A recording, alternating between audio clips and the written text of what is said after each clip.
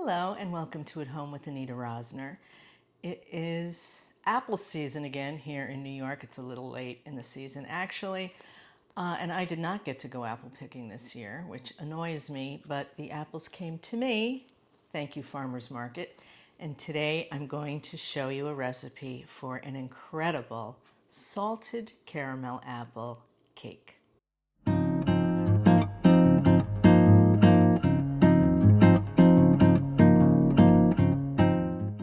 This salted caramel apple cake is not difficult to make. The hardest part is making the caramel sauce, but you don't have to worry about that because I'm going to talk you through it and you're going to make it like a pro. But there are a lot of steps, I'll be honest. So in order to make it easier on ourselves, we're going to use a boxed cake mix, and ain't nothing wrong with that. So let me show you how to put it all together. For this recipe, you will need a 9-inch springform pan, 6 Granny Smith apples, 1 box yellow cake mix, cinnamon sugar made from 3 tablespoons of sugar plus 1 tablespoon of cinnamon, 1 cup of sugar, 1/4 cup of water, 6 tablespoons of unsalted butter, half a cup heavy cream, 1 teaspoon of vanilla, and a half teaspoon of salt. Prepare your cake pan and set aside. Wash, peel, and core your 6 Granny Smith apples. Then place them in a large bowl. Sprinkle with cinnamon sugar, and then turn them to fully coat. Arrange them in your springform pan and then sprinkle with any remaining cinnamon sugar. Prepare the cake batter according to package directions. Pour the batter around the apples, spreading it so that it reaches the sides and bottom.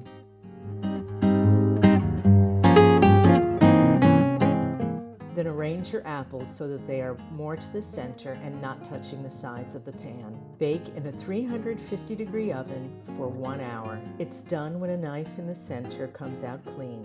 Let cool for 10 minutes, then remove from the pan. Here comes the tricky part. We're going to make the caramel sauce. So in a skillet with a heavy bottom, I'm putting my cup of sugar, and then I want to make it nice and level.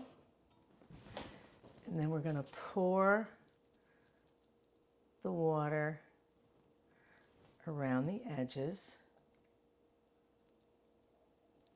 like so, and let it soak in.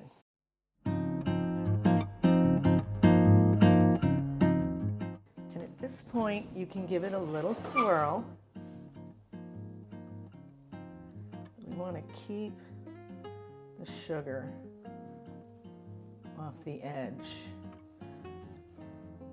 of the pan. Caramel requires patience, and also when you are working with hot sugar, you need to be super careful.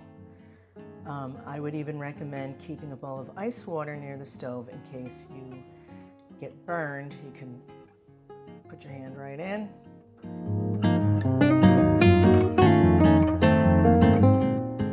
What we're waiting for is for the sugar to melt and become a golden brown color.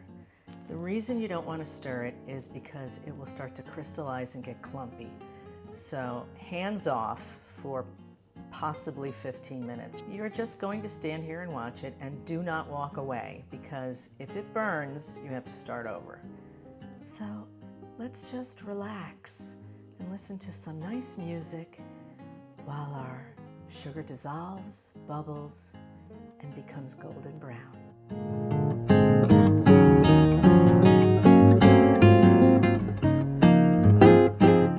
As soon as the sugar reaches that golden brown color, that's when we'll begin to whisk in the 6 tablespoons of unsalted butter. And it's the point where you have to be really careful, because the butter is going to cause it to bubble up and it could possibly splatter, so beware.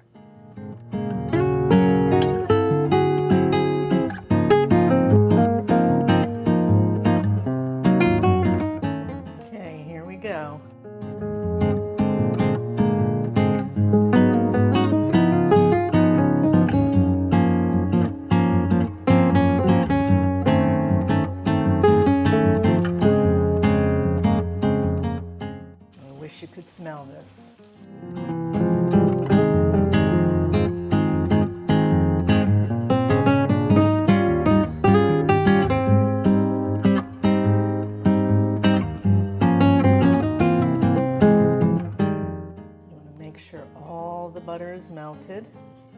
fully incorporated.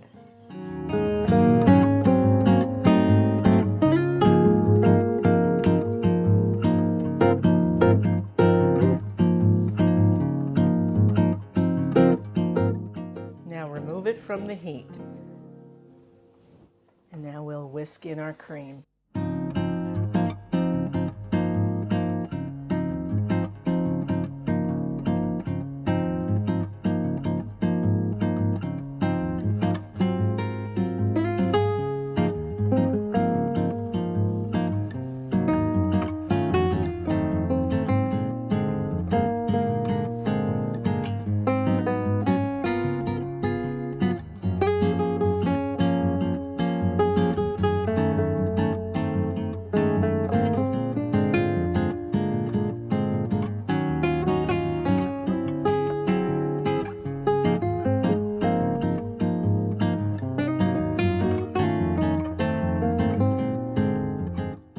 Add half a teaspoon of salt and 1 teaspoon of vanilla.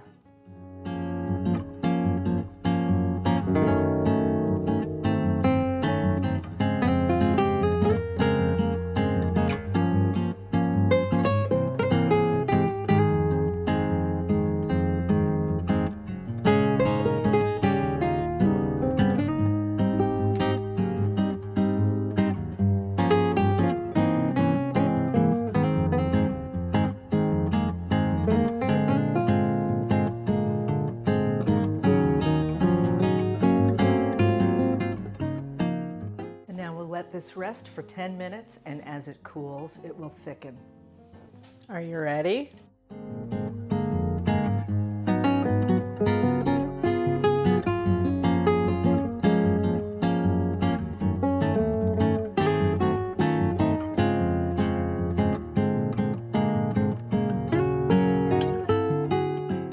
So there you have your salted caramel apple cake. It is amazing. Now, I know there were a lot of steps. If you're not watching this on YouTube, go to YouTube to watch it, because down in the description will be the full recipe. If you like this video, give me a thumbs up, become a subscriber, and leave a comment for me. I love to hear from you. Join me again next time right here at home with Anita Rosner. Bye.